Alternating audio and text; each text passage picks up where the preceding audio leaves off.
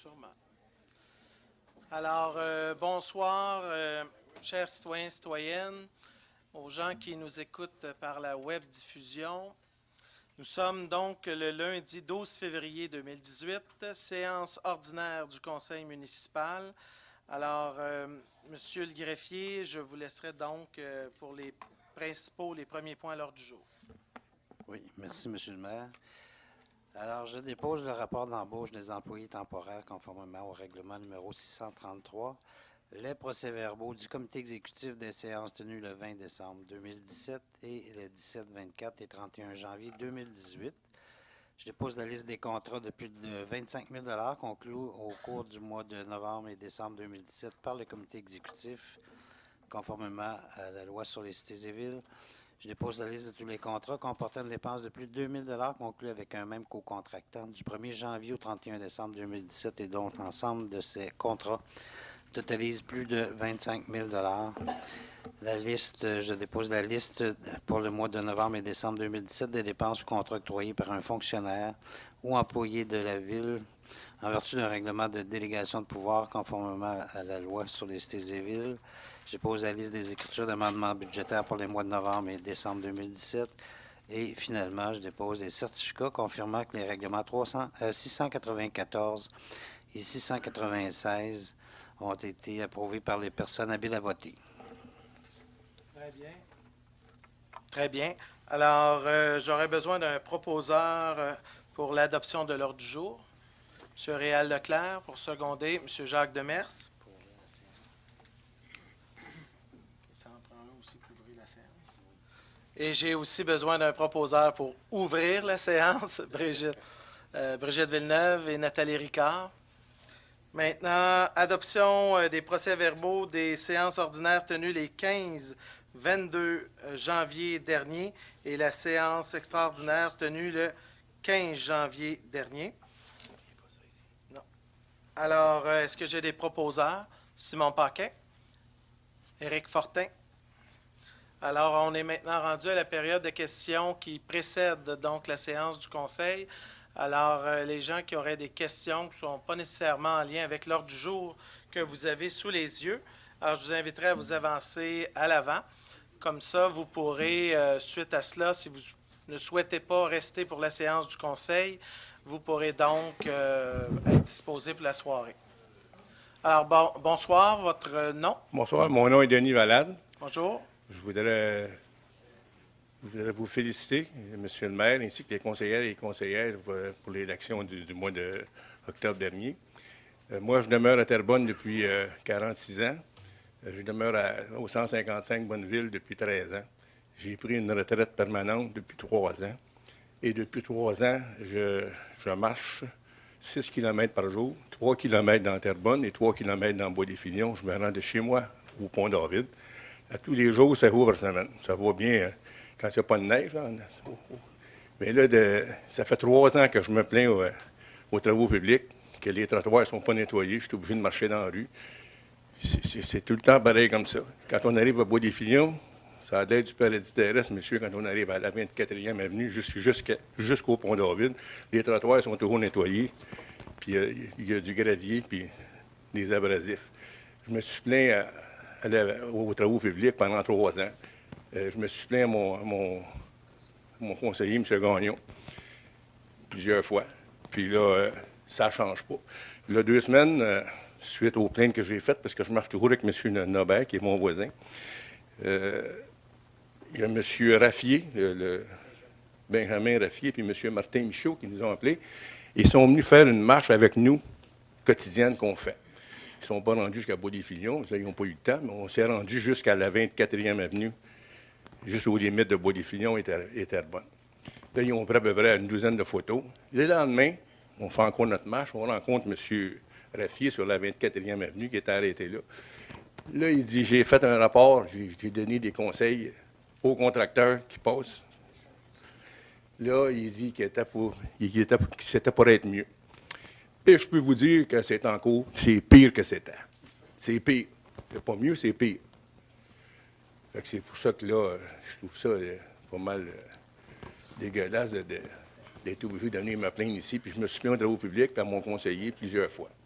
C'est pour ça que je viens mettre mon opinion là-dessus pour le nettoyage, que ça fait dur pas mal. Tandis que où je demeure à 1000 pieds de Bois-des-Filions, ça fait dur pas mal. Écoutez, dans un premier temps, M. Valade, je veux vous remercier là, de la précision et des détails.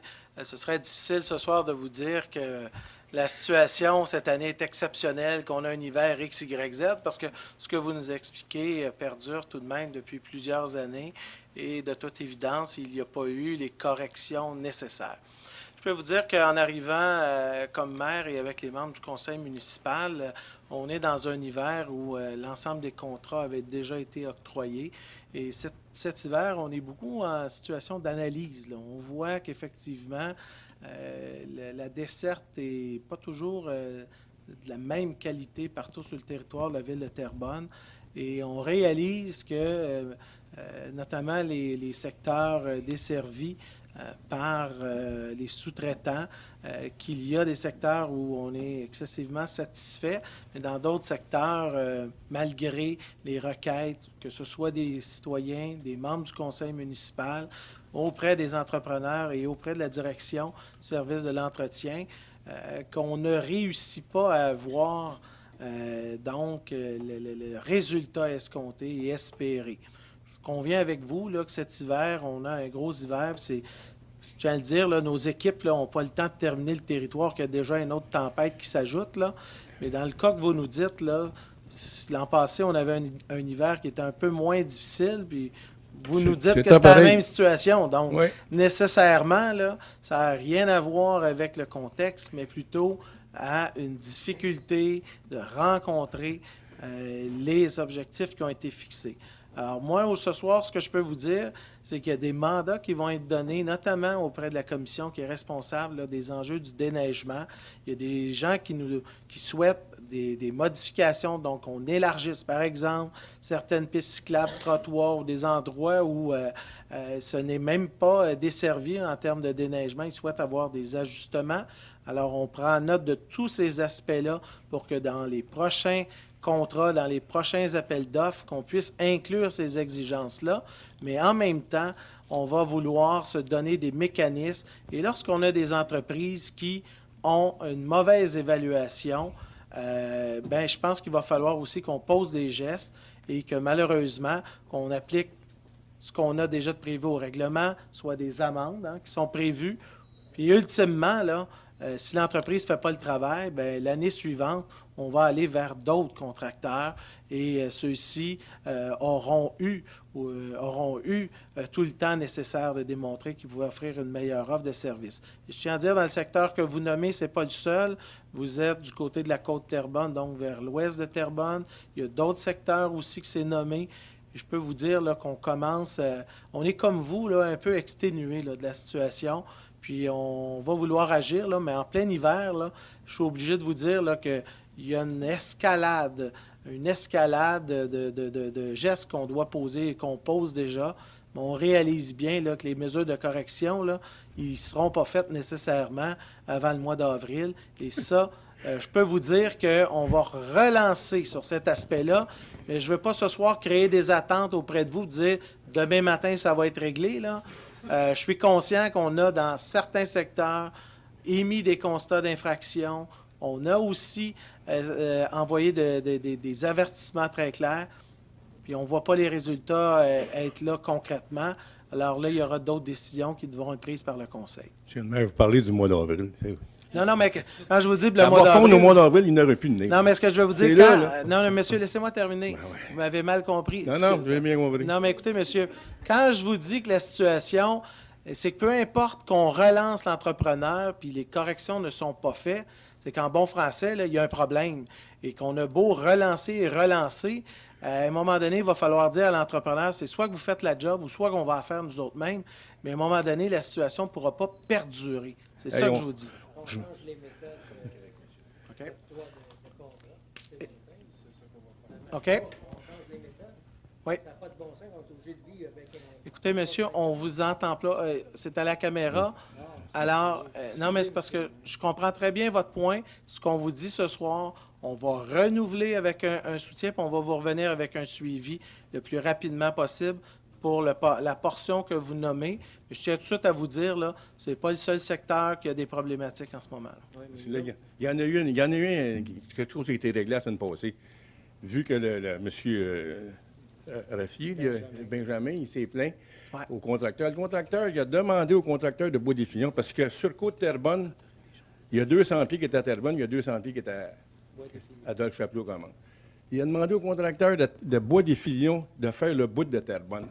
Le gars, on lui a parlé la semaine passée. C'est lui qui passe, le gars de Bois-des-Filions qui passe à Terrebonne. OK. Écoutez, c'est tout M. Turcotte, je sais qu'il y avait peut-être des éléments à ajouter. Je vais juste m'assurer. Là. Ouais. Oui, bonjour, M. Valade. Écoutez, oui, ça va bien. Oui. Écoutez, j'ai pris bonne note de ce que vous avez mentionné. Effectivement, ce qu'on a demandé à nos services d'entretien du territoire cette année, c'est de développer une politique du déneigement qui n'existait pas avant. On est aussi en train de répertorier tous les trottoirs de la municipalité. Plusieurs trottoirs n'étaient pas dans les processus de déneigement, ainsi que les pistes cyclables. On est en train de faire le répertoire de tout cela pour arriver à une vraie politique de déneigement qui, là, va couvrir l'ensemble et permettra aux élus, au conseil municipal de prendre des décisions par rapport à ce qu'on offre comme service de déneigement ou ce qu'on n'offre pas. Mais actuellement, c'est sûr que le conseil n'avait pas toutes les données en main pour prendre ces décisions-là parce qu'on n'avait pas répertorié l'ensemble des données. Et ça, c'est ce qu'on est en train de faire. Ce qui fait qu'il y a des secteurs comme ça ou des bouts de trottoirs qui n'étaient pas déneigés parce qu'ils n'étaient tout simplement pas dans les contrats de déneigement par le passé. Donc, on a bon espoir l'an prochain d'avoir une vraie politique de déneigement qui va couvrir l'ensemble du territoire, l'ensemble des trottoirs, l'ensemble des pistes cyclables.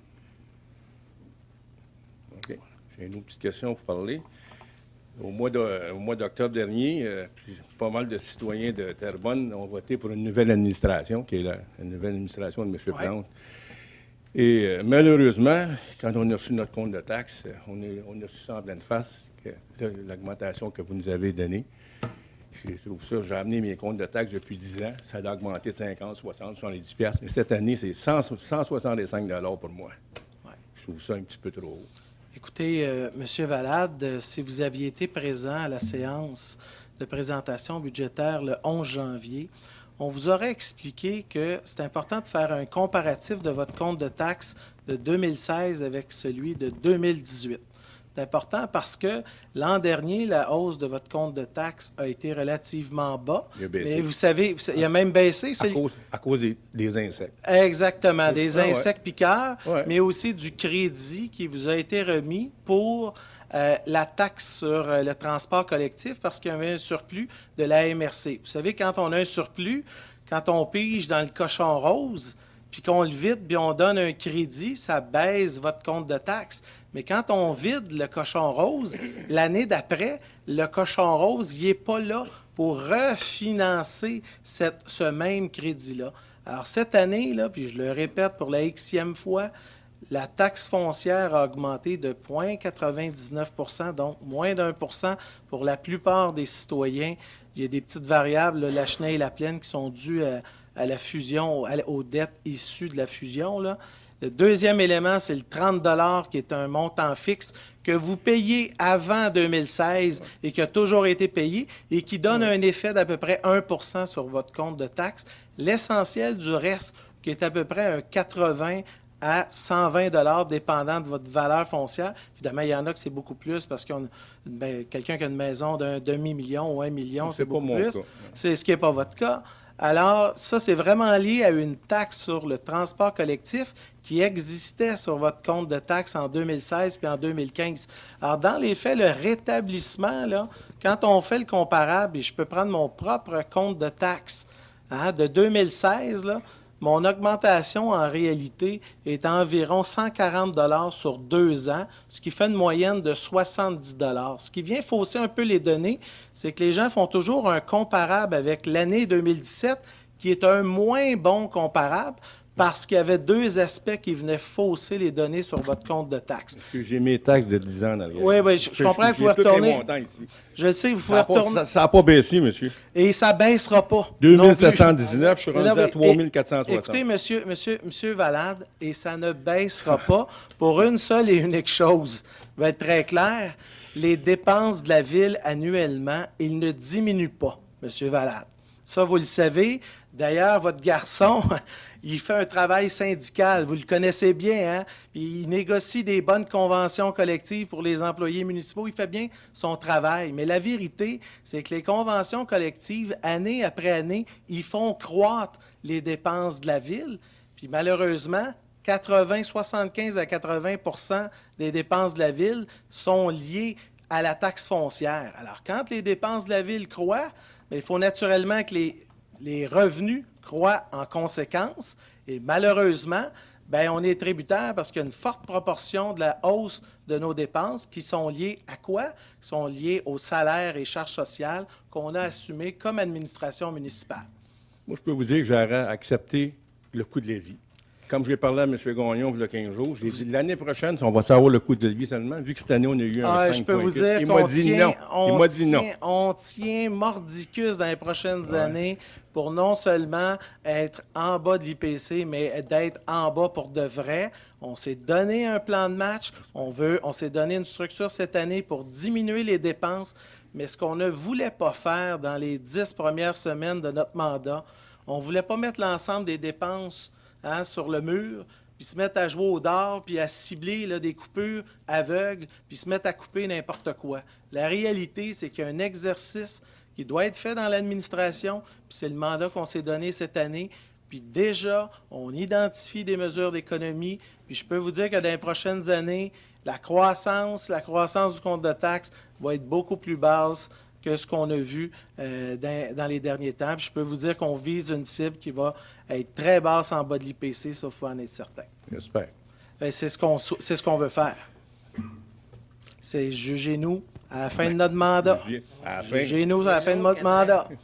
C'est long. On vous a élu justement parce qu'on voulait changer de gang. Attendez. J'ai entendu le facteur aussi. Merci. OK. Merci. Vous êtes chanceux, vous avez le facteur qui livre le courrier. Moi, je suis obligé d'aller à la poste. Non, il ne me livre pas. Et il ne vous le livre pas? C'est bien, ça. C'est bien. Merci. Dis pas c'est un gars de 39 ans. Bonne soirée, bon retour. Bonsoir. Bonsoir. M'entends bien, oui? Oui. Bonsoir, monsieur le maire. Gabriel Gauthier, 172 du Cristal à la Plaine. Je suis conscient avec les récentes chutes de neige qui s'est produit récemment. Les opérations de déneigement sont pas faciles, mais on a constaté avec le règlement qui est adopté par l'ancienne administration du stationnement de nuit, on s'est rendu compte que l'espace dans les rues sont vraiment rendus problématiques, dans le secteur de la Plaine en particulier. On a calculé rapidement 7 pieds. Les bancs de neige dépassent dans la rue de 7 pieds de chaque côté dans ma rue, dans les rues adjacentes à notre rue du Cristal, Guillemette. Avec le stationnement de nuit, un véhicule d'urgence ne peut clairement pas passer dans les rues. Je voudrais savoir si, monsieur le maire, il va y avoir des mesures qui vont être faites pour dégager ce 7 pieds de neige dans les rues de la Plaine. Je veux tout d'abord vous dire que c'est probablement le moins bon hiver pour débuter un projet de 24/7 en soirée. Mais en même temps, on peut à l'inverse dire que ça a été justement un hiver où on pouvait concrètement tester cette nouvelle mesure-là. C'est certain que nos équipes qui sont au niveau du déneigement depuis le début décembre, là, ils n'ont pas de répit. Et quand on n'a même pas le temps de terminer l'ensemble des travaux pour une tempête, qu'il y en a une suivante qui s'ajoute, on a eu à quelques reprises des cocktails, mélanges, et ça complique le travail. Première chose que je veux déboulonner ce soir, là, nos équipes, pour élargir les rues, en ont fait dans plusieurs secteurs, mais ils n'ont pas fait 100% du territoire, c'est clair.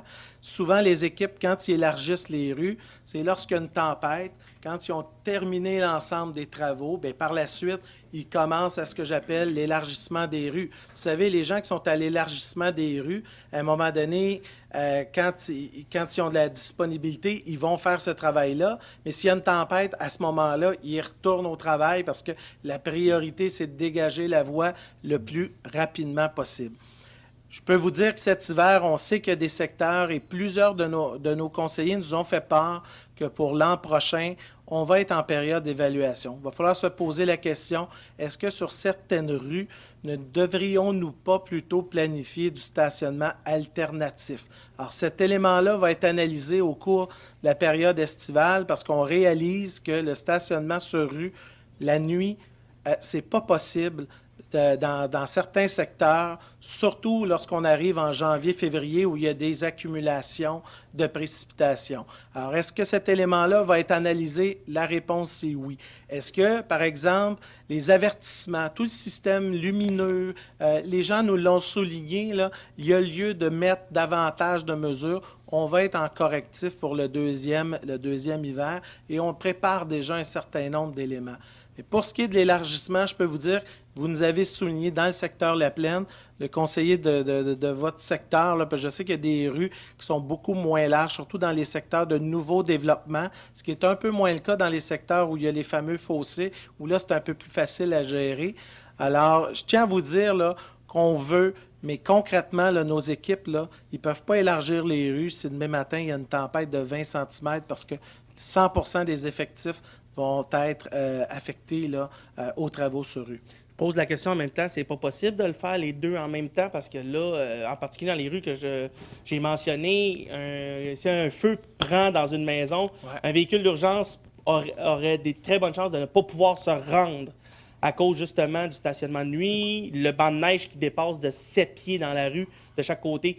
Ma rue fait à peu près 25 pieds de large, on enlève 7 pieds de chaque côté, on est rendu déjà, il y a 14 pieds qui disparaît. Puis là, si en plus on a des véhicules qui sont stationnés, c'est carrément impossible pour un camion de pompier de passer dans une rue. Ce que je vous pose, là, les différentes rues, il y en a un certain nombre qui ont été identifiés. Il y a des gens qui nous écoutent, mais il y a des tournées qui vont être faites dans certains secteurs, notamment les nouveaux développements où les rues sont beaucoup moins larges, et aussi les rues où, par exemple, il y a des triplex, quadruplex, où là, généralement, il y a moins de façades parce qu'il y a beaucoup de places de stationnement. Là. Dans ces secteurs-là, il va falloir faire des opérations le plus rapidement possible. Et je peux vous dire, là, peut-être que M. Turcotte pourrait ajouter, là, il me semble qu'il y a des opérations qui sont prévues là, très rapidement, parce que là, on est chanceux. On a un petit peu de répit là, aujourd'hui et demain, alors ça va permettre aux équipes là, de cibler les bons endroits. Là. Oui, tout à fait. Nos équipes sont à l'œuvre. Mais en ajout à ce que M. le maire vous a mentionné, je dois vous dire qu'on a un hiver particulièrement rude. On a déjà 180 cm de neige sur une moyenne annuelle d'à peu près 210. Donc, ça vous donne une idée de l'hiver qu'on a. On a eu 37 jours de précipitation sur un petit peu plus que 60 jours. Donc, on a un hiver très difficile qui amène beaucoup de neige. D'autre part aussi, les gens, comme ils ont beaucoup de neige aussi sur leur terrain privé, et certains citoyens sont rendus qui mettent leur neige sur leur terrain dans la rue. Donc, ça amène un autre problème. Donc, on essaie de sensibiliser les gens à ce phénomène-là aussi. Donc, les gens doivent garder leur neige parce que s'ils l'envoient dans la rue, bien, c'est aussi la ville qui doit à ce moment-là la ramasser. Donc, ça crée d'autres sortes de problèmes. Mais effectivement, nos équipes connaissent les rues étroites, font le tour des rues étroites. Ils ont un programme très bien défini. Ils connaissent chaque rue qu'ils doivent faire en premier, deuxième, troisième, en tournée. Cependant, on a aussi des obligations. Un chauffeur ne peut pas être plus que 15 heures de suite sur le travail. Après ça, il est obligé d'aller en repos. Donc, on a certaines obligations qui font que nos équipes ont travaillé très fort et travaillent toujours très fort. Mais on connaît les rues qu'on a à faire et le rythme qu'on doit le faire. Et on est toujours là en train de le faire encore aujourd'hui. Petite question parenthèse avec ça, est-ce que c'est disponible ça, peut-être le programme ou l'ordre des rues? C'est-tu quelque chose qu'on peut avoir en accès à l'information? Ou... Pour le moment, non, mais je tiens à vous dire qu'on prend un certain nombre d'enseignements au plan stratégique pour le prochain hiver. Et un des éléments qu'on aimerait apporter au plan de la communication, ce sera de plus en plus de donner un état de situation sur l'évolution. Par exemple, l'an prochain, est-ce qu'on aimerait, toutes les rues qu'on a déjà au minimum passé une fois pour souffler la neige, là, pour élargir la rue, ben moi, j'ai posé la question, quelles ont été les rues qui ont été faites jusqu'à maintenant?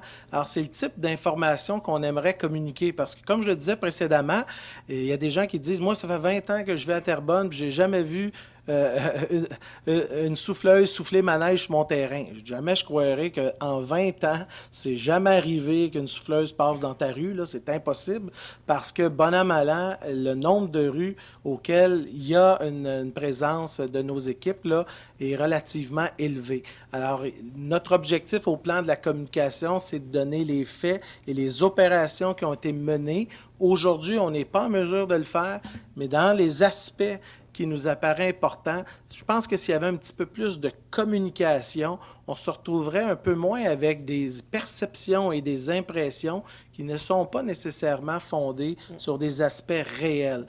Ça ne veut pas dire qu'il n'y a pas des améliorations ou des bonifications qui ne devraient pas être faites, mais je pense que ce qu'on souhaite dans l'administration, c'est de concentrer nos efforts sur ces améliorations-là plutôt que de rabaisser des perceptions qui sont dans les faits un petit peu ce que j'appelle exagérées. Par exemple, cette impression qui dit si demain matin il tombe 30 cm, là, il faut absolument que ma bonne fontaine soit tout de suite déneigée en dedans de 12 heures. Moi, je peux vous dire là, que le chef des services d'incendie me dit première chose, si demain matin il y a un feu chez vous, là, le premier camion qui arrive, là, c'est un camion citerne. La première chose, c'est un camion avec directement de l'eau, puis il ne se connecte pas tout de suite sur la borne fontaine. Et entre le moment que le deuxième camion se présente sur les lieux, là, je peux vous dire une chose, la bonne fontaine est prête à accueillir. Alors, à un moment donné, il faut se donner un ordre de priorité, puis entre la bonne fontaine en moins de 24 heures déneigée versus des rues importantes ou des corridors de circulation vers les écoles, mais c'est là que la politique de déneigement à Terrebonne va venir aussi clarifier pour les citoyens sur c'est quoi l'ordre de priorité, comment ça va fonctionner et aussi ramener nos attentes par rapport à un degré de réalisme. Quand il tombe 30 cm, ça se peut qu'il y ait des opérations pendant 4, 5, voire 6 jours. Et donc, il faut laisser le temps aussi aux équipes de faire leur travail. C'est bon, merci beaucoup. Merci. Bonsoir. Bonsoir. Je vais vous rassurer, je ne veux pas parler de neige. Alors, on va changer de sujet. En fait, ma présence ce soir ici, c'est de dénoncer une dérogation mineure qui m'était refusée. Et la raison... Votre nom et votre adresse. Oui, Giuseppe Di Feo, 3022 chemin Saint-Charles.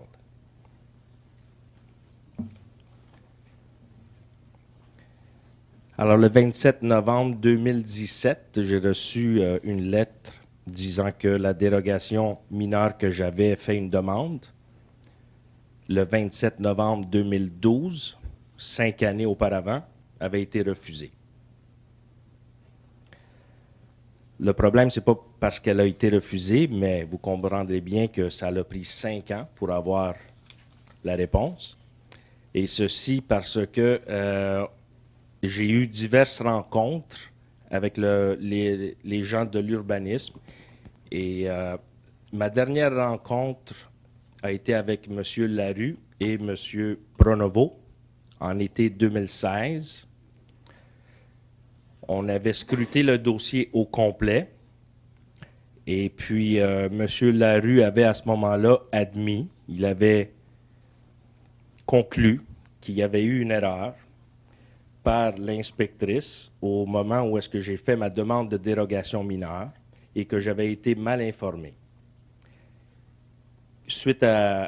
Quand j'ai fait la demande, l'inspectrice m'avait rendu en erreur en disant ben, vous pouvez faire l'aménagement de votre devanture de la maison et puis ça va être automatiquement donné si vous faisiez le paiement et la demande. C'est ce que j'ai fait en 2012. Par contre, on avait conclu avec M. Larue que j'avais été mal informé et que c'était l'erreur de la municipalité à ce moment-là. On a essayé de me convaincre de changer mon aménagement. J'ai fait faire des soumissions et puis les travaux s'élevaient à un montant assez élevé. Et ensuite, j'ai refusé de faire les modifications. Et maintenant, on m'envoie une lettre comme quoi que la dérogation a été refusée. Quelle était votre demande de dérogation? Puis après ça, M. Larue pourra certainement donner des informations parce que je dois vous avouer que ce dossier-là, j'ai un petit doute c'est lequel, mais quel type de dérogation vous aviez demandé? C'était pour une superficie de stationnement. Le stationnement, voilà. Exact. Je me souviens très bien de ce dossier-là. Ah, Je vais parfait. laisser M. Larue, Excellent. donc avec une réponse. Alors, je vous laisse. Oui, Monsieur le maire, effectivement, je me rappelle avoir rencontré monsieur, mais c'était à mes tout débuts, là, je me rappelle peut-être en 2014 ou 2015. Actuellement, je ne me rappelle pas de tous les détails de la conversation, mais je me rappelle qu'il y avait défilé là, certains courriels de notre équipe, etc., un dossier qui avait traîné en longueur, et j'avais admis que peut-être administrativement, il y avait des éléments qui auraient pu être considérés différemment, mais ce qui était le point important du traitement de ce dossier-là, c'était la quantité de fois où on a tenté de négocier avec monsieur l'aménagement de son stationnement qui a pavé toute la façade entière ou à peu près de son immeuble pour un espace commercial dans un quartier résidentiel. Et on a tenté avec lui d'arriver à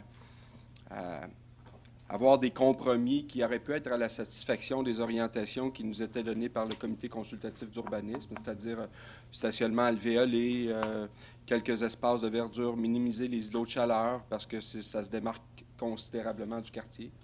Et naturellement, aller jusqu'à ce qu'on m'a dit dernièrement, avant la présentation de la dernière demande de dérogation mineure, c'est que monsieur souhaitait quand même préserver son aménagement tel quel, n'apporter aucune modification et qu'il souhaitait une décision du conseil finale dans ce dossier-là, considérant le temps qui s'était échoué.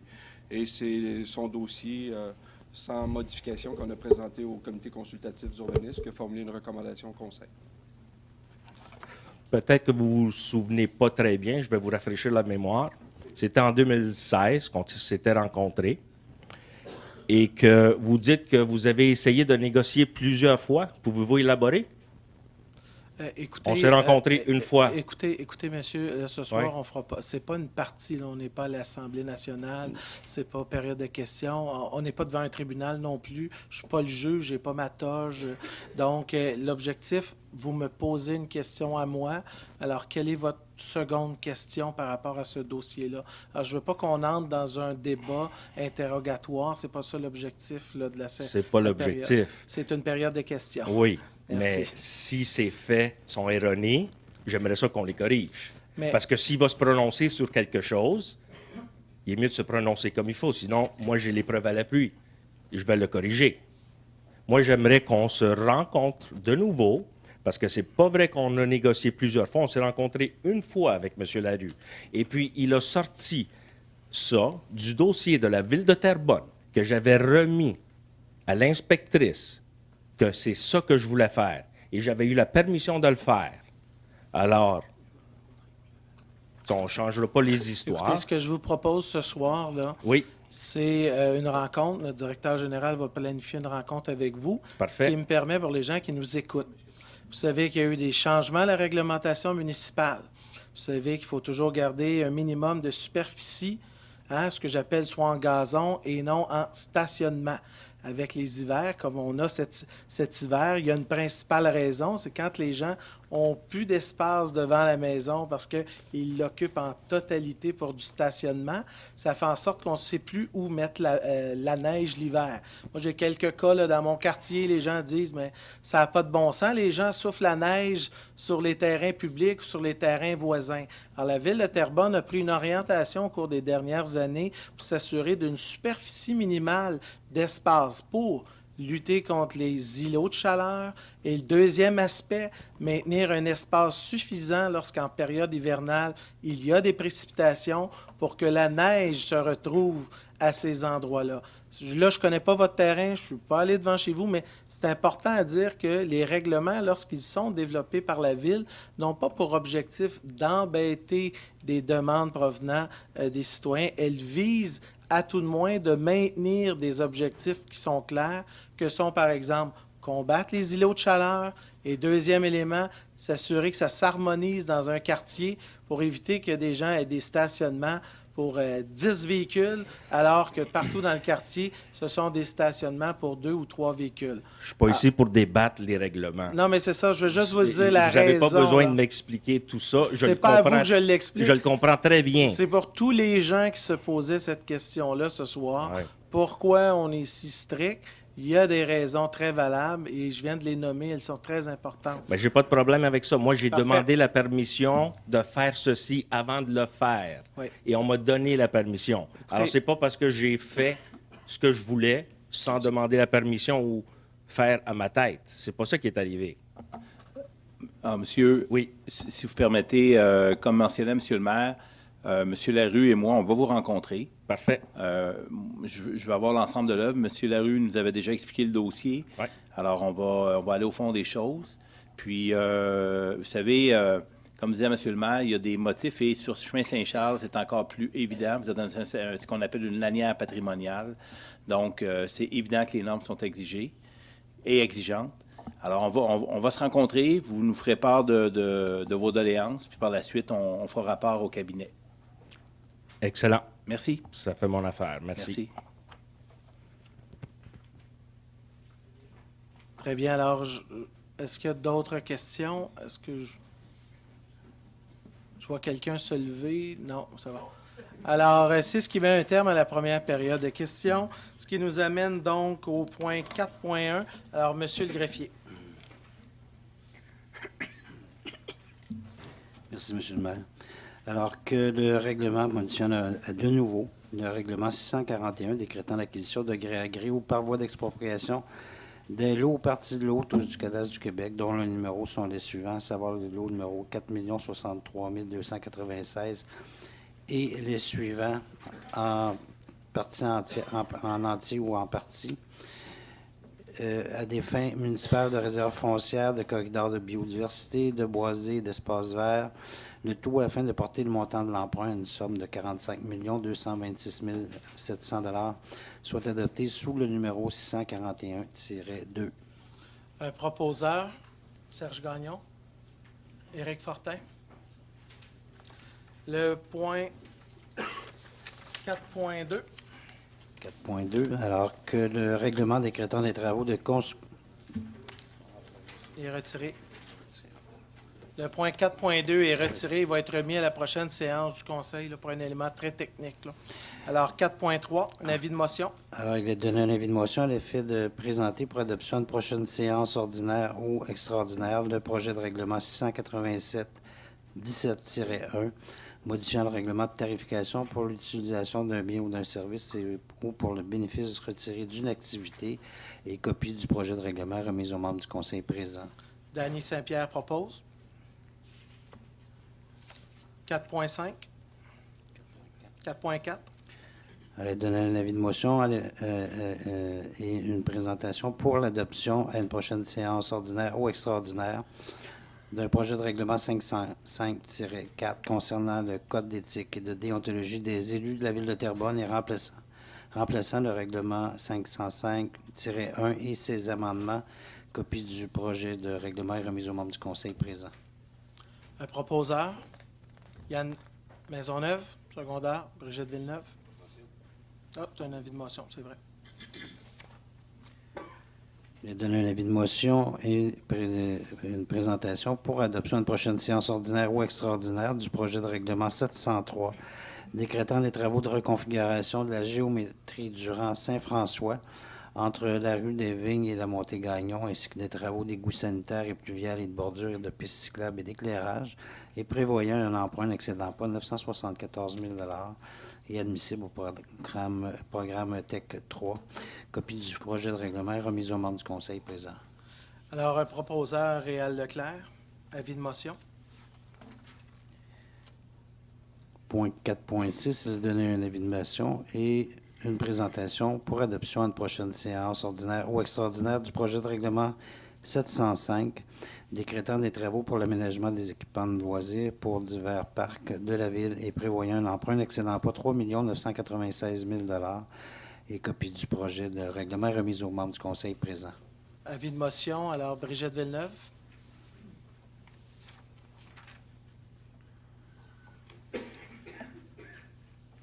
Alors,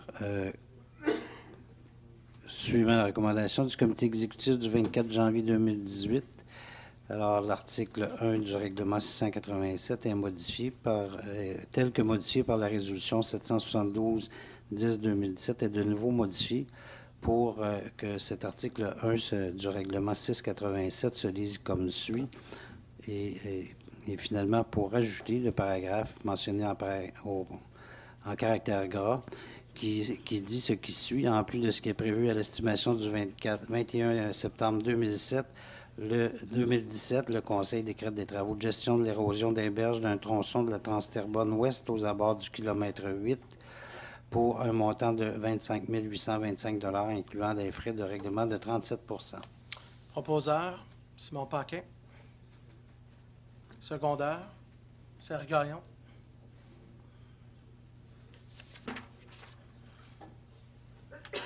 Point 4.8, que suivant la recommandation du comité exécutif du 7 février 2018, le Conseil de la Ville de Terrebonne, relativement aux travaux pour la construction du lot 1 du pôle La Croisée, à savoir le gymnase double, cours d'école temporaire et stationnement temporaire, approuve une préapprobation de dépenses excédentaires pour un montant de ne dépassant pas 155 298,14 $, toutes taxes comprises, qui servira uniquement aux déboursés de dépenses en lien avec des conditions diverses qui seront payées sur présentation de factures mensuelles par la société de construction Cogela Inc., approuvé par les professionnels responsables de surveillance des travaux et à être prêt à même les fonds disponibles du règlement numéro 673 et que le certificat de disponibilité de crédit numéro 20 émis par l'assistante trésorière soit joint à la présente pour en faire partie intégrante et que la partie des conditions diverses due au retard de chantier attribuée à la commission scolaire des affluents et causant des frais supplémentaires à payer par la Ville 8 fois facturés. Alors, un proposeur, Yann Maisonneuve, pour seconder, Danny Saint-Pierre. Veuillez noter l'absence de Mme Ricard et de M. Morin là, pour les points 4.8. 4.9.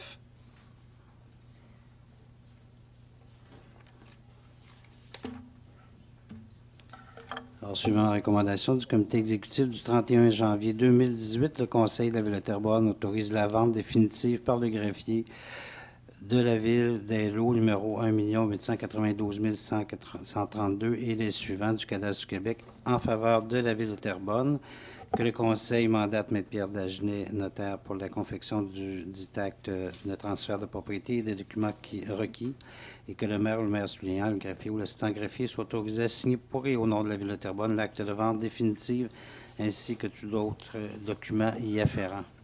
Proposeur, Réal Leclerc. Secondaire, Nathalie Bellavance.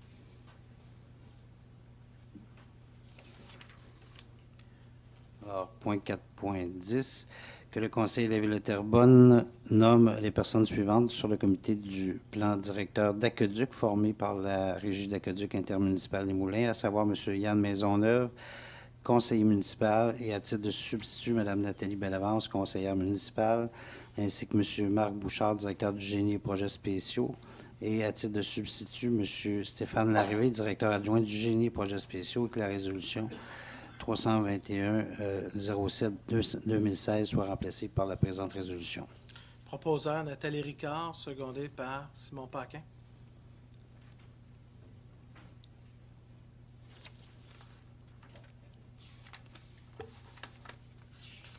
« 4.11. Alors que la résolution 452-12-2017, adoptée le 11 décembre 2017, fixant le calendrier des séances ordinaires pour l'année 2018, soit modifiée afin d'y mentionner qu'une séance ordinaire se tiendra à l'édifice Louis-Lepage, au 754 rue Saint-Pierre, Terrebonne, le lundi 26 février 2018, et qu'un avis soit publié à cet effet dans le journal La Revue et sur le site Internet de la Ville, et que copie de la présente résolution soit également transmise à la MRC Les Moulins. Proposeur, Robert Morin, pour seconder, Éric Fortin. Ce qui vous permet d'apprendre qu'il y a une séance du conseil municipal le 26 février. Très peu de points sera à l'ordre du jour, je tiens quand même à le dire. Alors, point 5.1, que, attendu la recommandation du comité exécutif du 31 janvier 2018, le Conseil de la Ville de Terrebonne autorise donc la directrice de l'administration et finances et trésorière de la Ville à enregistrer une provision pour mauvaise créance dans les états financiers de l'exercice terminé le 31 décembre 2017 pour le compte à recevoir des complexes sportifs Terrebonne Incorporé, selon les états de compte en annexe pour un montant de 895 193 $. Proposeur Nathalie Bellavance, secondée par Brigitte Villeneuve. Suivant la recommandation du comité exécutif du 31 janvier 2018, le Conseil de la Ville de Terrebonne autorise la directrice de l'administration et finances et trésorière de la Ville de Terrebonne à enregistrer une provision pour moins-value dans les états financiers de l'exercice terminé le 31 décembre 2017 pour le prêt à les complexes sportifs Terrebonne Inc. tels que requises en vertu des normes comptables pour un montant de 732 923 $. Proposeur Nathalie Bellavance, secondée par Brigitte Villeneuve.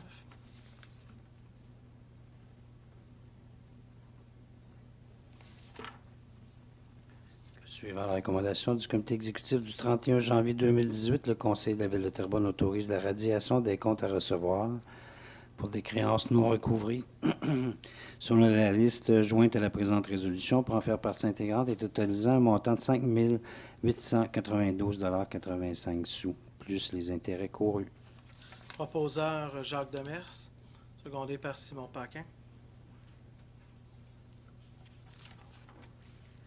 Suivant la recommandation du comité exécutif du 31 janvier 2018, le Conseil de la Ville de Terrebonne autorise la radiation des comptes à recevoir, des taxes à recevoir selon la liste jointe à la présente résolution pour en faire partie intégrante et totalisant un montant de 1 769,43 $, plus les intérêts courus.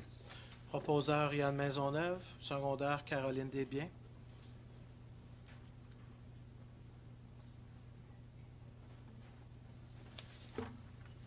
« 6.1. Alors, point 6.1. Suivant la recommandation du comité exécutif du 31 janvier 2018, le Conseil accepte l'offre d'achat de la société Gestion USD Incorporée, datée du 6 décembre 2017, pour la vente de bacs roulants pour le recyclage pour une somme de 3,30 $ l'unité, le tout pour un montant de 91 080 $, taxe en su basée sur la récupération de 27 600 bacs. Proposeur Yann Maisonneuve, secondaire Caroline Desbiens. 6.2 est reporté à la prochaine rencontre du Conseil. 6.3. Suivant la recommandation du comité exécutif du 7 février 2018, le Conseil de la Ville de Terrebonne approuve les coûts supplémentaires pour l'ajout d'un poste de pompage temporaire et autorise la trésorière à payer un montant de 112 597 $, taxe en su, à la société Pavage Multipro et que ce montant soit pris à même les fonds disponibles du règlement 642 et que le certificat de disponibilité de l'assistante trésorière portant le numéro 2018-015 soit et est joint à la présente pour en faire partie intégrante. Proposeur Yann Maisonneuve, secondaire Nathalie Bellavance.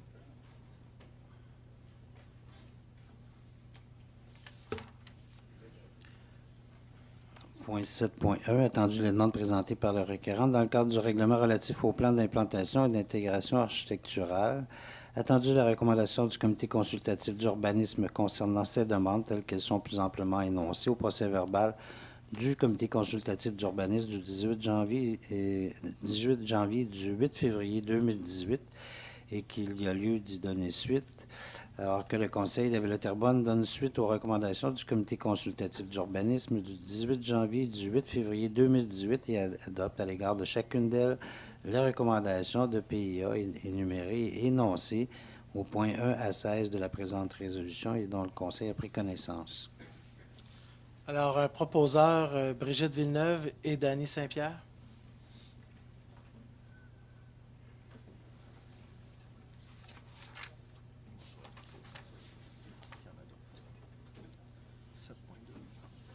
« 7.2. Alors, suivant la recommandation du comité exécutif du 24 janvier 2018, que le Conseil de la Ville de Terrebonne demande à la MRC Les Moulins de modifier le projet de règlement 97-33 R7 de la MRC afin que le secteur situé dans le cadran nord-ouest du carrefour des autoroutes 40 et 640 corresponde aux limites du périmètre métropolitain du PMAD et que l'aire d'affectation forestière soit éliminée et que les nouvelles aires d'affectation prennent en considération la notion théorique de TOD identifiée au PMAD alors que le reste des aires d'affectation actuellement identifiées périurbaines et forestières soit désigné multifonctionnel et que le site du LET à intégrer au périmètre d'urbanisation conserve l'affectation aux gestions des matières résiduelles. Proposeur Réal Leclerc, secondaire Danny Saint-Pierre.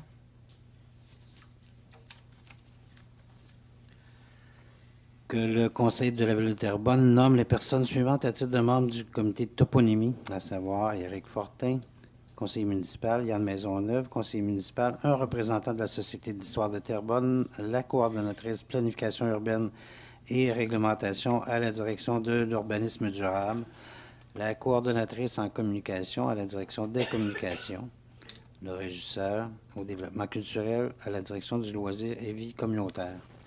Proposeur Jacques Demers, secondaire Caroline Desbiens.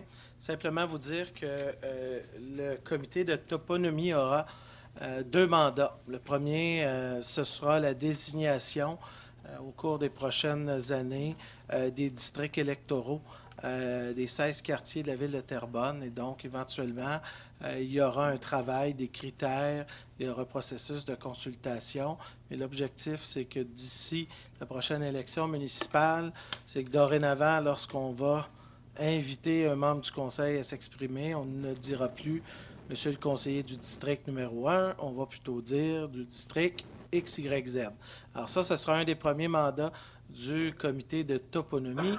Deuxième mandat qui va être donné, c'est d'établir des critères pour l'avenir, donc des critères clairs, formels, lorsqu'on désigne des lieux publics, des rues, des parcs, ou etc., sur le territoire de la ville de Terrebonne, de façon à ce que, dorénavant, la commission prenne des décisions basées sur des propositions, sur des critères qui, par la suite, vont venir au conseil municipal pour adoption. Alors, je tenais tout de même à le dire parce que c'est souvent des questions qui reviennent régulièrement à cet effet. Alors, le comité de toponymie aura notamment ces 2 mandats-là à très court terme. Point 8.1. Que le Conseil de la Ville de Terrebonne reconnaisse pour un an, soit du 12 février 2018 au 11 février 2019, les organismes suivants à titre de partenaires de l'action communautaire sur le territoire de la municipalité, à savoir l'Association de soccer de Bois-des-Filions, l'Association de baseball mineur de la Plaine, l'Association de baseball mineur de Terrebonne incorporée, Club Coraline, Club de gymnastique via Gym Inc., Club de hockey midget 3A Laurentides de la Naudière, Club de judo La Chenille, Club de soccer La Plaine incorporée, Association des personnes handicapées physiques de la Rive-Nord, Café de rue Terrebonne, Coopérative des Moulins de chez nous du communautaire des Moulins, les Amis de la Mater, Centre de petite enfance Contact Jardin Soleil, l'ABC des Manoirs, l'Association Mototourisme Région de Terrebonne, Eclipse, le groupe vocal, Ligue de badminton Lachenay et l'Orchestre Avant de Terrebonne. Et en vertu de cette reconnaissance, les organismes pourront bénéficier des services prévus dans les politiques de soutien à la vie associative et qu'un certificat soit émis à cet effet. Alors, proposeur Simon Paquin, Caroline Desbiens, second.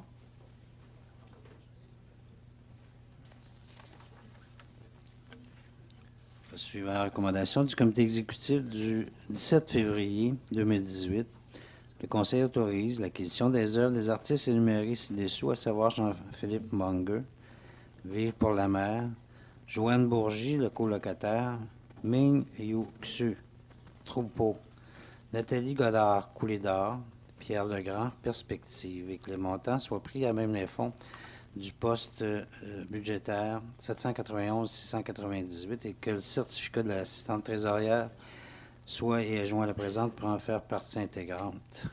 Proposé par Caroline Desbiens, secondé par André Fontaine.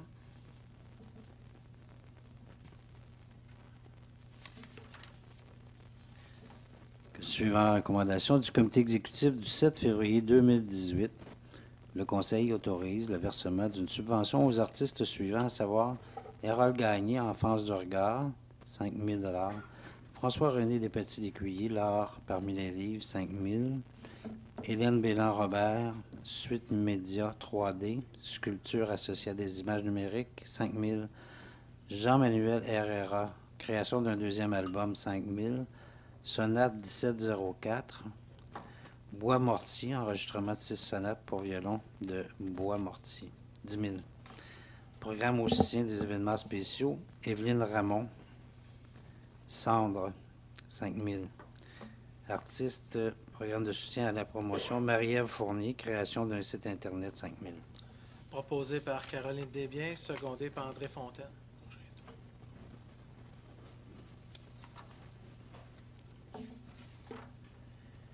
Que, suivant la recommandation du comité exécutif du 7 février 2018, le Conseil de la Ville de Terrebonne adopte le plan d'action 2018 de la politique culturelle de la Ville de Terrebonne, comportant 11 mesures aussi concrètes que variées dans les domaines d'intervention suivants, à savoir médias, communication, art public, bibliothèque, installation d'infrastructures, programmation, lequel est joint à la présente pour en faire partie intégrante.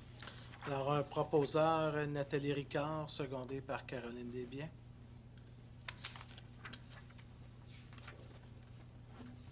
« 8.5 OMHT, que suivant la recommandation du comité exécutif du 24 janvier 2018, que le maire ou le maire suppléant, le greffier ou l'assistant greffier soit autorisé à signer pour et au nom de la Ville de Terrebonne l'entente de prolongation à intervenir avec l'Office municipal d'habitation de Terrebonne, et ce jusqu'au 31 mars 2018. Proposé par Brigitte Villeneuve, secondé par Nathalie Bellavance.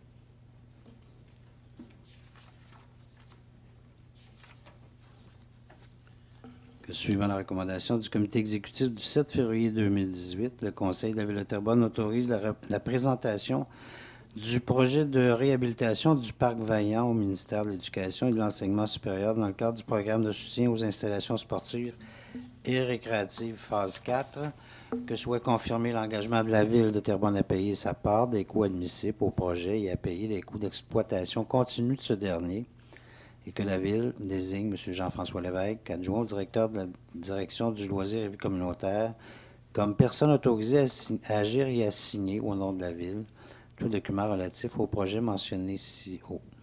Proposé par Nathalie Ricard, secondé par Éric Fortin. « 9.1.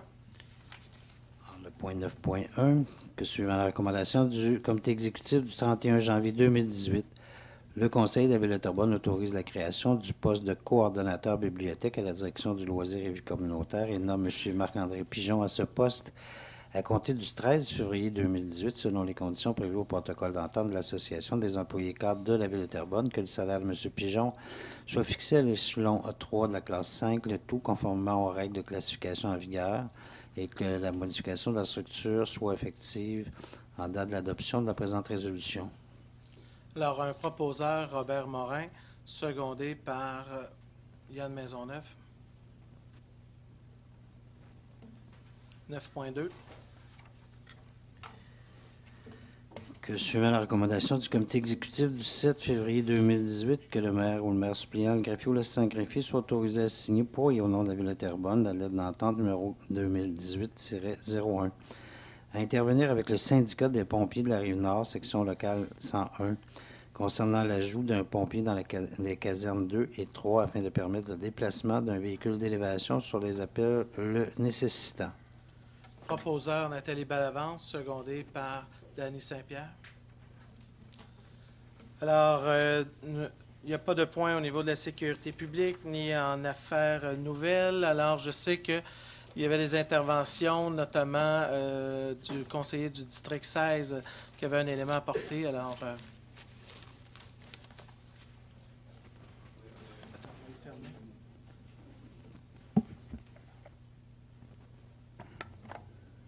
Bon, on l'a eu.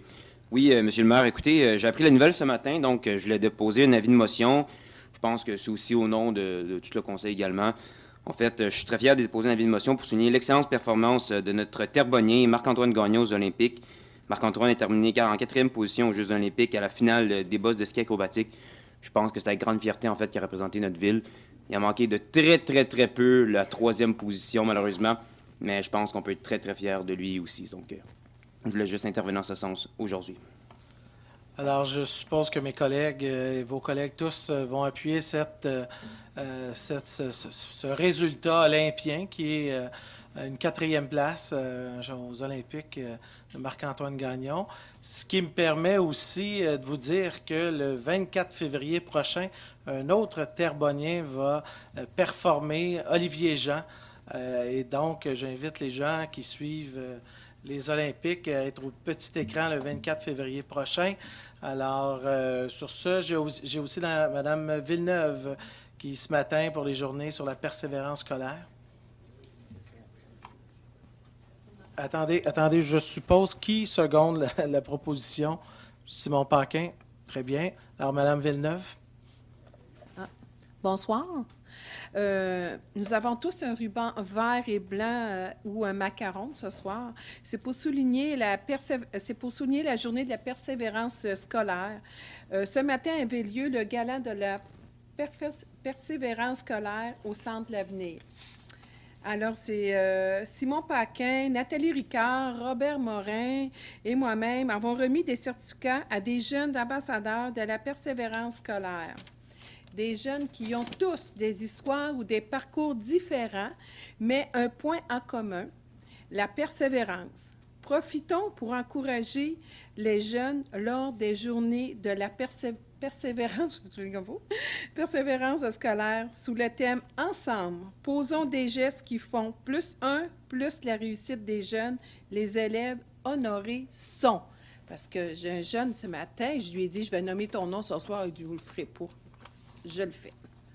Alors, les élèves honorés sont Ariane Pelletier au cégep de Terrebonne, Christina Diotto, Collège Saint-Sacrement, Karine Paquin, Carrefour Jeunesse Emploi des Moulins, Patrick Lantier, Volet communautaire, Maxime Baudouin, École Le Prélude, Émilie Afonso, École L'Impact, Ratza A, École du Coteau, Roxane Roy-Garot, Centre de l'Avenir, Maxime Thibault, Centre Formation professionnelle des Moulins, Amélie Robidoux, École Armand Corbeil, Fatoumata Condé, École des Rives, Angélique Amiotte, École des Trois Saisons et Kanza Nari, École de l'Odyssée. Merci.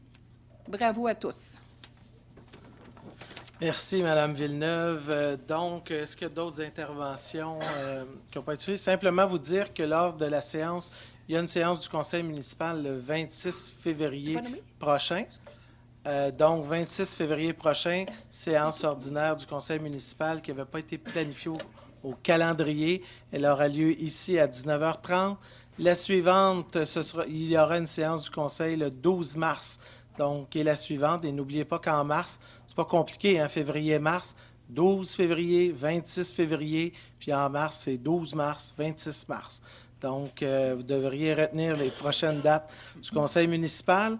Alors, je vois qu'il n'y a pas de questions des membres du conseil. Alors, s'il y a des gens qui veulent s'approcher, qui ont des questions plus précises, alors je vous inviterai à vous approcher pour la deuxième période de questions.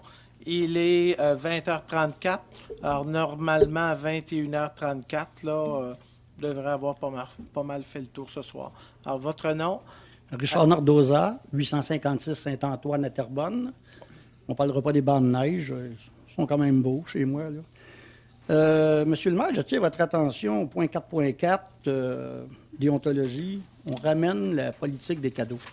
Pardon? On ramène la politique des cadeaux. De ce que je comprends, si on va lire le 5.3.4 du règlement 505.4. Ouais. Je pense que vous n'êtes pas sans savoir que c'est vraiment tout dernièrement que, après des demandes de citoyens, où on a retiré cette politique-là. Et ça m'agace un peu de la voir revenir aussi vite, surtout à la ville de Terrebonne. Et je mets les gens en garde, là. C'est pas le 25 là, qui peut fatiguer les gens, c'est juste l'apparence. Vous savez, si je lis ça, là, sauf erreur de ma part, on va rapporter les cadeaux de plus de 25 seulement quand on va en avoir eu pour 100 Par expérience, je le sais qu'autrefois, ces cadeaux-là n'étaient pas rapportés. Alors, ça peut être un peu fatigant. Je vais vous donner un exemple de ce qui se passe présentement. Une personne remet un cadeau de 23,95 peu importe qui, c'est pas important.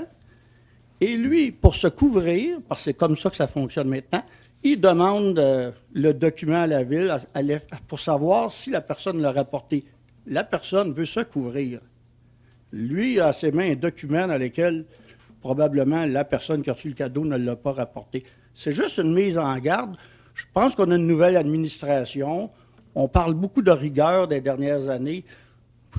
Je pense Je vous invite tout le monde à la réflexion, surtout qu'il y a des gens qui sont ici présents, qui étaient là et qui ont voté pour l'abolition des cadeaux, et maintenant, je les vois revenir. En tout cas, je ne sais pas si je suis le seul que ça agace, ce ne sera pas long, là. Je ne sais pas si je suis le seul que ça agace, mais c'est juste par mesure de prudence. Ce n'est pas le 25 $. Augmentez vos comptes de dépenses de 100 $, puis c'est pas de problème avec ça. Non. Mais les cadeaux, là... Je vais juste l'expliquer d'abord. Dans un premier temps, la précédente politique, on voulait, puis, écoutez, c'était la raison des membres du Conseil à l'époque, on voulait être plus blanc que blanc. On dit on va mettre 0. Hein. Si on va donner l'impression, on va dire aux citoyens, là, on est à 0, là, il n'y aura rien à 0. La réalité, c'est que quand on met en place ce genre de politique, première des choses qu'on s'aperçoit comme élu, là, c'est quand on va au cercle des fermières puis on nous donne un crayon ou un morceau de tourtière, là, on est obligé de dire non, parce que sinon on est tout obligé de remplir un formulaire pour déclarer la réception d'un crayon. Et ça prêtait une certaine zone grise, notamment pour ce que j'appelle recevoir, par exemple, des fleurs ou un cadeau de présence, ce qui nous arrive régulièrement, notamment quand on va dans des activités issues des organismes à but non lucratif. Pour tout vous dire, là, il n'y a personne ici qui reçoit des cadeaux d'entrepreneurs. Je peux vous dire une chose, on ne veut rien savoir de tout ça. Ça ne nous intéresse pas, même à 23 $, etc. Problématique, c'est comme élu, on s'est retrouvés, puis on l'a vécu dans les derniers mois, puis là, on se regardait, puis on a tous reçu un crayon, puis là, on se disait qui va le déclarer, puis écoutez, là, on en est venu à la conclusion, comme ça se fait dans beaucoup de villes, à Montréal, dans plein d'autres villes au Québec, où ce qu'on a normé, c'est plutôt un montant limite, donc de moins de 25 $, et que si au cumulatif, ça dépasse 100 $ dans une année, vous devez déclarer l'ensemble des cadeaux au cumulatif. Moi, je pense que pour la majorité des gens, là, si ce n'est pas 95 %, sinon 100 % des élus, là, ça va faire en sorte que, on ne reçoit absolument rien. En même temps, on va se sentir moins mal quand on va être dans un OBNL, puis ils vont nous offrir des fleurs ou une tourtière ou un crayon. Puis là, on va être obligé de leur dire, gardez-le parce que je ne veux pas le déclarer, on a une politique à 0. Malheureusement ou heureusement, quand on est invité dans toutes sortes d'activités au cours d'une année, il nous arrive comme élus et comme maire de recevoir un pot de miel. Comme par exemple, lundi dernier, j'ai reçu le chef de la coalition Avenir Québec à l'Hôtel de Ville. Là, on s'est regardé et on dit on va lui donner un petit pot de miel parce qu'on sait que sa politique, c'est en bas de 50 $. Fait qu'on s'est dit il va être correct, il ne sera pas obligé de déclarer le pot de miel qu'on y a remis dans les faits. Alors, vous voyez un petit peu pourquoi on a fait cette modification-là. On a voulu la faire parce qu'on trouvait qu'à l'extrême, tu sais, à un moment donné, on est passé d'une situation, puis là, on est revenu à un extrême. Mais la réalité, je pense qu'on vient de trouver une zone ou un milieu qui nous apparaît beaucoup plus confortable. Et moi, je n'ai pas de difficulté à dire, j'en recevrai pas de cadeaux d'entreprise privée, j'en ai jamais reçu et je les refuserai d'entrée de jeu. Mais par ailleurs, quand on a des organismes au BNL qui nous invitent, j'ai toujours de la misère à dire non parce qu'en disant oui, je suis pogné à faire une déclaration publique pour un morceau de tourtière ou un crayon ou un calendrier des scouts. Je suis obligé de dire là, que c'est un peu compliqué à gérer. Là. Pour avoir lu beaucoup de codes de déontologie à l'égard des cadeaux, ce qui est souvent écrit, c'est « sauf si le cadeau est remis à... » Comme vous allez dans un congrès, ça vous arrive, évidemment, tout le monde a le crayon, tout le monde a un sac. Ça, là, c'est assez clair dans les codes de déontologie. Ça ne fait pas partie d'un cadeau personnel. Moi, ma difficulté va toujours être le cadeau personnel, puis on se comprend très bien. Il y a une différence entre un pot de miel et un pot de vin. C'est pas la même chose. On s'entend là-dessus. On s'entend. Je voulais juste... Mais il y en a un qui colle pas mal plus à la peau, par exemple, avec les années. Mais en tout cas, mon intervention est juste pour que, quand vous allez en discuter, faites juste attention au fait qu'il va arriver, vous allez recevoir les cadeaux, la personne va peut-être vérifier si vous l'avez rapporté, et vous allez vous ramasser dans une situation où vous allez avoir semé le doute sans le vouloir. Monsieur Nardoza, je veux juste vous dire, là, les 17 membres du conseil, incluant le maire, là, Il n'y a pas personne qui va perdre sa crédibilité pour un cadeau de 24 piastres parce qu'il ne veut pas le déclarer provenant d'un entrepreneur. Je veux juste vous le dire, là, aujourd'hui, là, on n'en veut pas de cadeau. C'est souvent lié à des éléments de présence ou des remerciements. Là. Je reviens toujours à mon cas des crayons, des fleurs qu'on reçoit. Là. L'idée, là, c'est de mettre ça de côté, mais éviter aussi à l'extrême que quelqu'un qui en reçoit 10, 15, 20 dans une année, bien là, ça devient un peu qui triche un peu par rapport à la... C'est pour ça qu'on a mis un montant de 100 $ au total dans une année. Là. Mais la vérité, là, il n'y a plus personne qui nous offre rien. Puis même si c'était le cas, on le refuserait sur le champ. Il n'y a personne d'un 17 membres que vous avez devant vous qui a le goût de perdre son temps, là, puis de perdre toute sa crédibilité là, pour une bouteille de vin ou des niaiseries comme ça. Là. Peut-être, on le souhaite, là, ardemment, mais, Mais je voulais juste te fâcher l'exercice. On vous le dit clairement aussi aujourd'hui, puis tous les membres sont engagés. Il n'y a personne qui va perdre sa crédibilité pour des niaiseries. Ça, je tiens à vous le dire, là. Puis je pense qu'on revenons un peu à deux extrémités. À une époque, il n'y avait pas de code d'éthique. Puis là, on a décidé de laver plus blanc que blanc. Là. Mais la réalité aujourd'hui, là, c'est qu'on est confronté au quotidien souvent d'OBNL qui veulent nous offrir plus un présent, qui veulent être sympathiques. Et on voulait éviter d'être dans des zones grises. Et c'est une des raisons pourquoi on a mis le montant 0,25 $. C'est pour éliminer cette perception de zone grise qui pouvait arriver lorsqu'on reçoit des cadeaux provenant d'OBNL. En tout cas, j'espère que vous allez en rediscuter parce que c'est quand même important. Si vous mangez une tarte avec l'OBNL, et c'est pas un cadeau en ce qui me concerne, c'est pas ça. Je comprends mais je votre pense qu'on définition. comprend, là, je vais arrêter ça là. Vous comprenez notre définition, on se comprend, mais dans l'interprétation, ça pouvait justement être pris comme étant un don ou quelque chose, mais on a voulu éviter toute cette perception-là. C'est juste d'éviter que quelqu'un donne un cadeau et s'aperçoivent que ça n'a pas été rapporté et ça sème tout simplement le doute. C'est juste une mise en garde. On a une nouvelle administration. C'est juste un appel à la prudence. Tout simplement, c'est tout ce que je voulais faire. C'est tout. Merci beaucoup. Puis je tiens à vous dire qu'il y a d'autres éléments que vous avez certainement remarqués qui étaient nouveaux dans le code d'éthique, notamment la loi sur le lobbyisme. Ça, pour moi, dans les bonifications, vous n'en avez pas parlé, mais c'est une bonification qui est très importante. Aujourd'hui, lorsqu'une entreprise veut rencontrer le maire ou un membre du conseil municipal et qu'il n'est pas enregistré au bureau du lobbyiste, automatiquement, on le réfère avant même qu'il y ait une rencontre. Et ça, je tiens à le dire, c'est un grand changement et ça bouscule beaucoup de monde en ce moment dans le milieu parce que quand ils font des demandes de rencontre avec le maire et ou des membres du conseil municipal, ils doivent automatiquement s'enregistrer au registre des lobbyistes, ce qui fait que tous ceux qui vont rencontrer le maire dans la prochaine année sur le type de mandat, sur quoi ils veulent nous interroger, ça va être inscrit au registre de lobbyistes. Et je peux même vous dire que dans la prochaine année, vous allez voir le nombre de mandats dans le monde municipal. Là, vous allez avoir l'impression que juste à Terrebonne qu'on le demande, mais on est très proactif sur cet enjeu-là et la politique vient renforcer aussi. Alors, je sais que vous n'avez peut-être pas souligné ce point-là. Ça m'apparaît un point que je suis convaincu vous intéresse aussi parce qu'il faut travailler sur ces aspects plus spécifiques. Oui, je l'avais remarqué, puis félicitations pour ça, parce que c'est important quand même pour, dans le but d'avoir une bonne transparence. Félicitations. Merci. Bonsoir. Bonsoir, Alain Brisebois, 1630 rue des Bernaches. Mais j'ai pas de questions, j'ai juste essayé moi du train. Non, c'est pas vrai. Alors, merci. Alors, monsieur. Je veux juste vous demander si c'était dans vos projets d'avoir une ligne de communication d'urgence pour les services des travaux publics au lieu de passer par les répartiteurs du 911 quand il y a une urgence la fin de semaine. On sait qu'on a un hiver exécrable là, et que le déneigement est très pourri dans la plaine.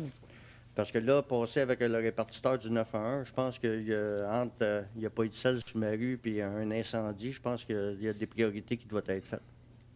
Écoutez, je vais laisser au directeur général parce que vraiment tout un processus de transformation dans l'organisation, notamment par la création d'un bureau des citoyens ou tout l'enjeu des requêtes et tout. Alors, je vais laisser le directeur général, mais je tiens à vous dire qu'au cours de la prochaine année, on est dans une phase de modification et de changement.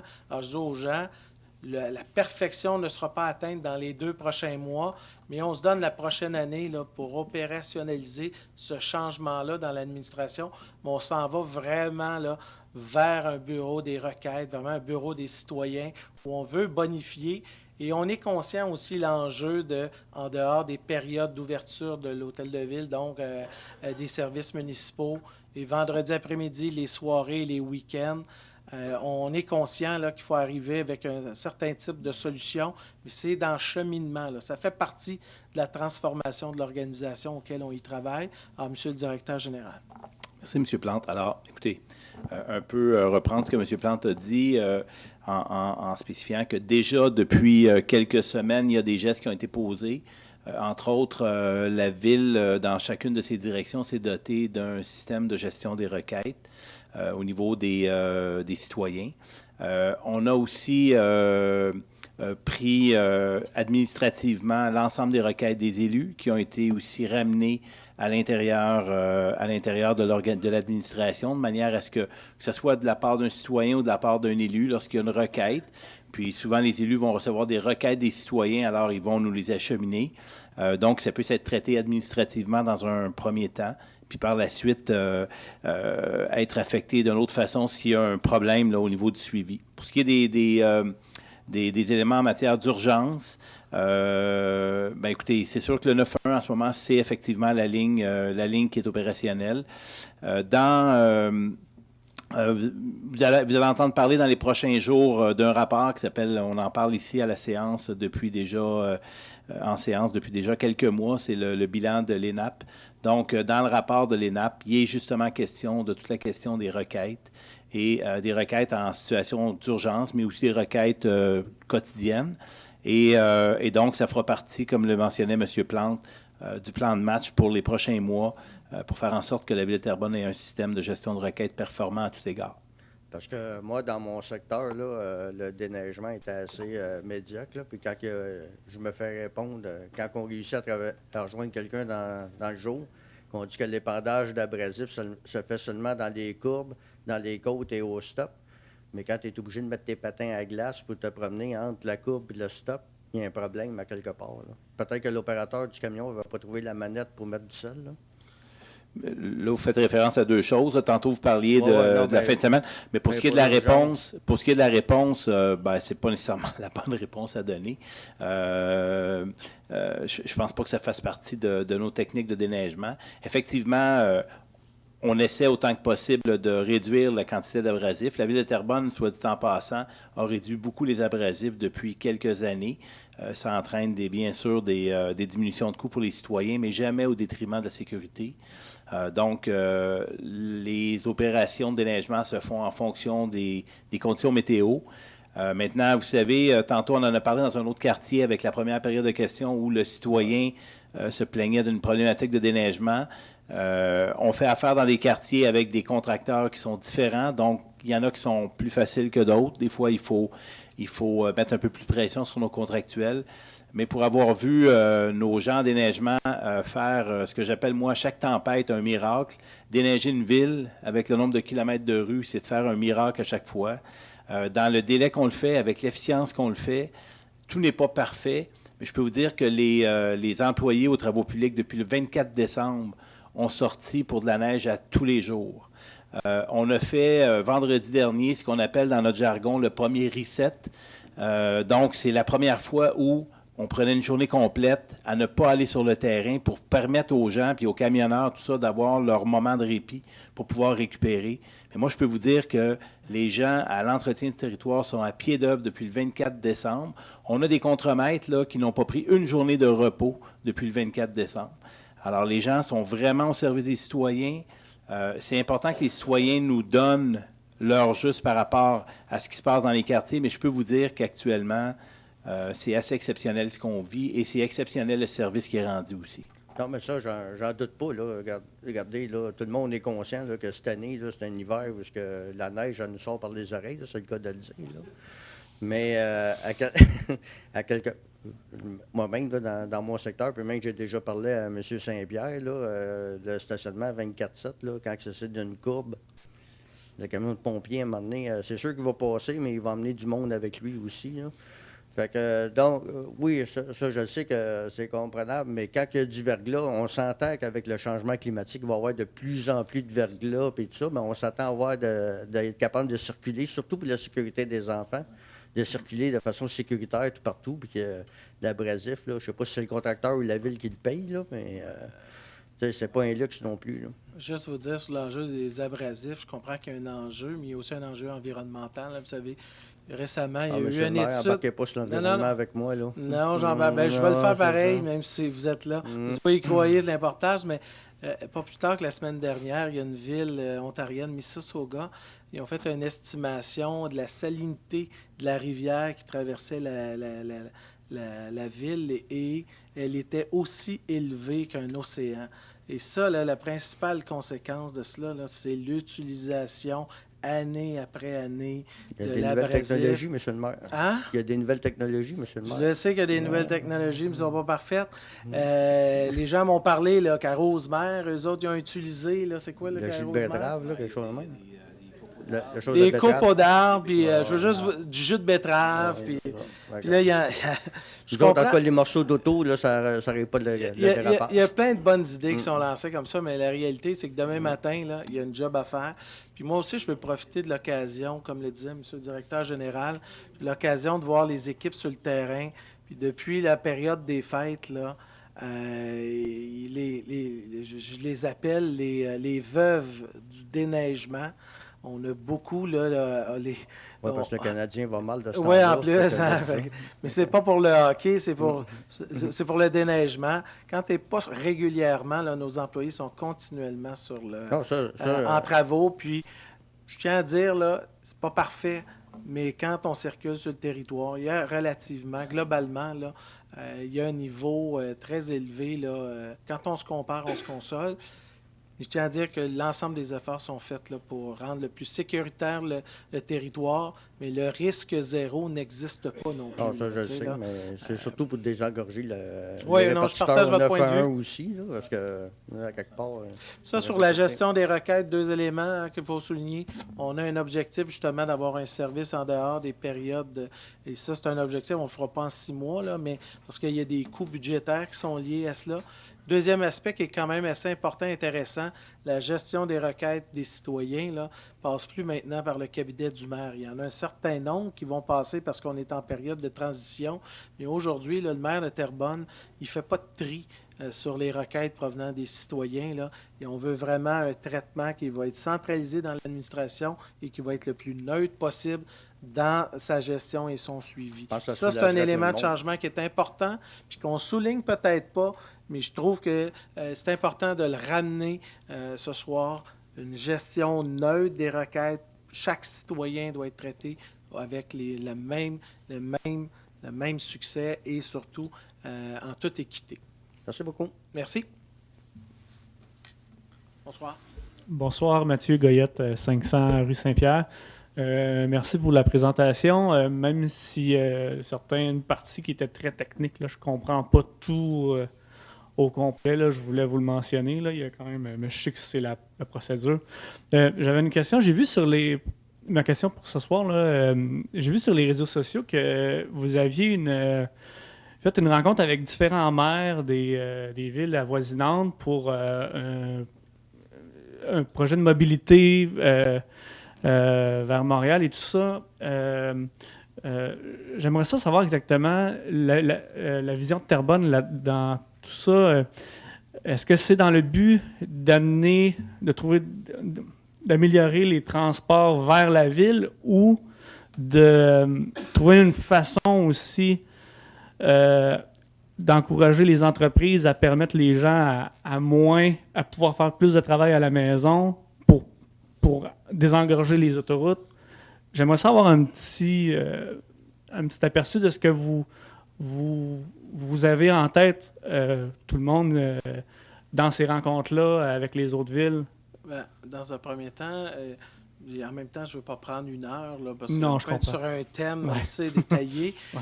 Mais ce que je vais vous dire, c'est que 18 maires de la Couronne-Nord, sous le leadership du maire de Laval, Marc Demers, se sont mobilisés, se sont réunis pour tenir un forum le 23 avril prochain.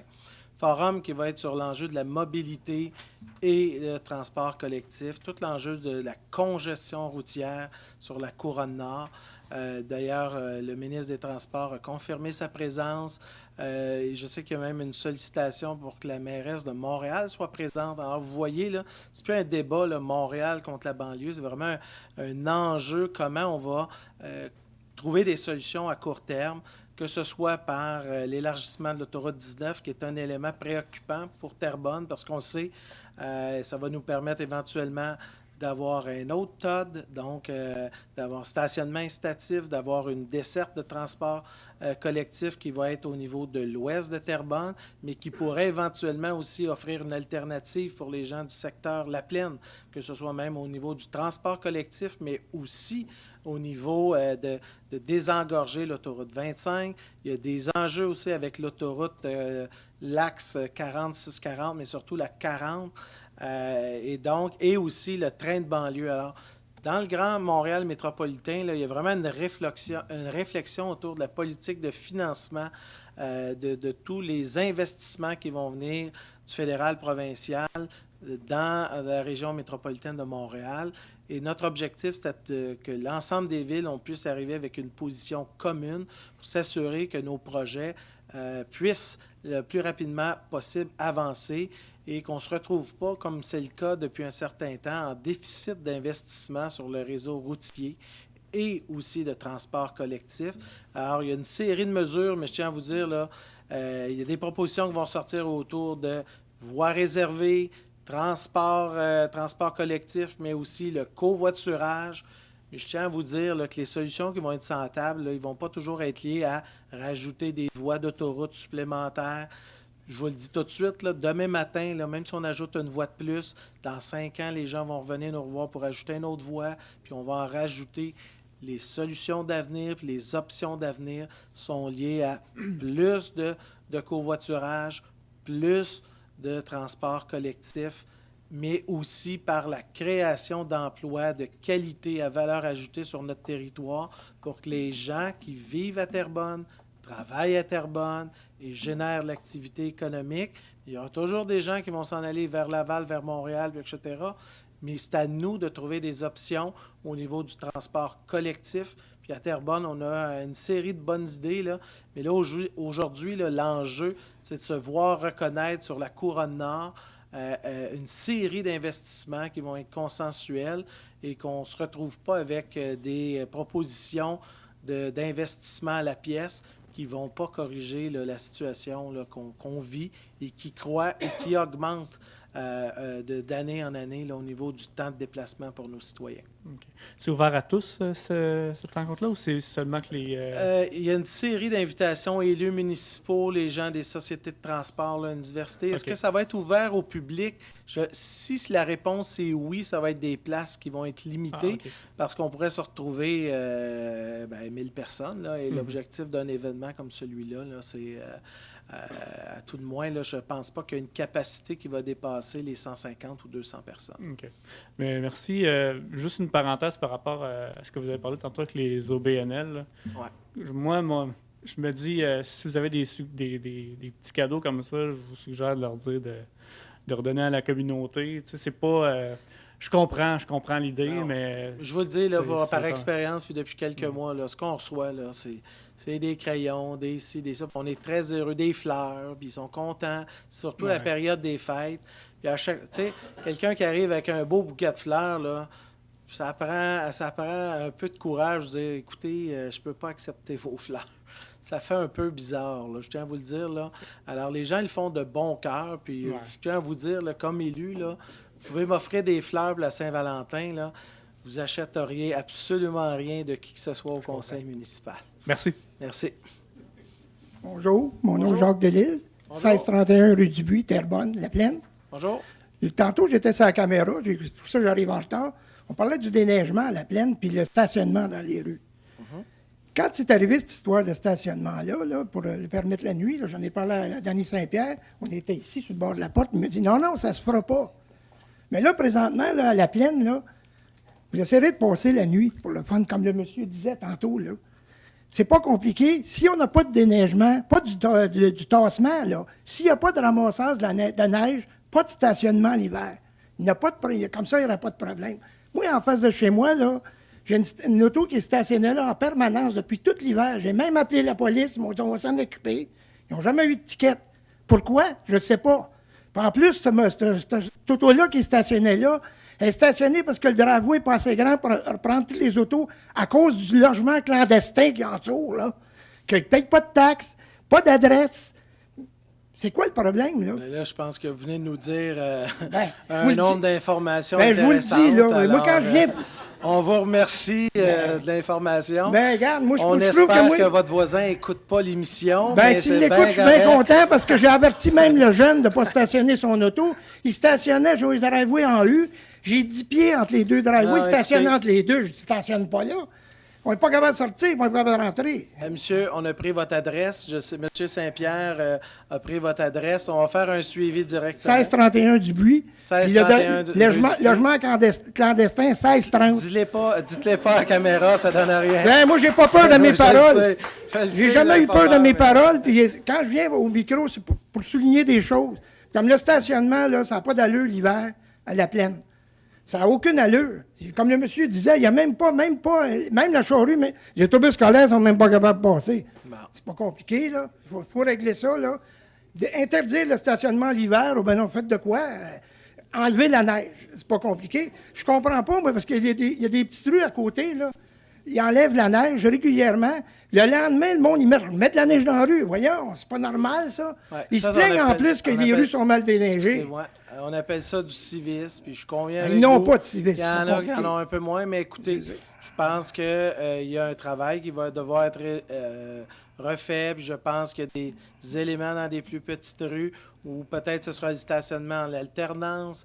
Il y aura peut-être lieu aussi de faire une certaine forme de sensibilisation, mais il y a un élément qui est bien important. C'est aussi l'aspect coercitif. Puis des fois, la contravention, c'est un élément de sensibilisation qui peut être requis dans des cas comme où les gens ne respectent pas la réglementation, ou les gens qui ne veulent pas respecter la réglementation. Dans ce cas-ci, écoutez, monsieur, on a pris en note vos données. Monsieur Saint-Pierre est ici. Vous voulez lui en discuter. Concernant le cas particulier de votre rue. Je n'irai pas nécessairement plus loin. Là, vous n'êtes pas obligé de diffuser la photo là, de votre voisin. Non. Ce soir, ça va être correct, c'est parce que, tu sais, en plus, je fais une plainte au 911, parce que comme l'autre monsieur disait, on ne peut pas aller ailleurs. Ouais. On s'en occupe, monsieur. J'ai pris la peine de me lever de bonne heure le matin, le lendemain, puis j'avais reçu justement sur Internet, comme depuis 2 jours qu'on n'avait pas le droit de stationner. J'ai été voir, il n'y avait pas de contravention. Bien, je me pose la question, la police de Terrebonne, c'est-tu juste pour surveiller les intersections? Parce que moi, là, puis les stops, là, quand j'arrête à un stop, je suis rendu que je ne regarde pas voir s'il y a une auto qui s'en vient, je regarde s'il y a une police de cachée. Ça n'a plus d'allure, là. On fait des jokes, mais c'est vrai pareil, là. Tu sais, quand tu appelles la police, puis tu fais une plainte, puis ils s'en occupent pas, mais j'ai l'impression qu'on ne vaut pas cher pour eux autres. Merci beaucoup. Merci, bonne soirée. Est-ce qu'il y a d'autres interventions? Alors...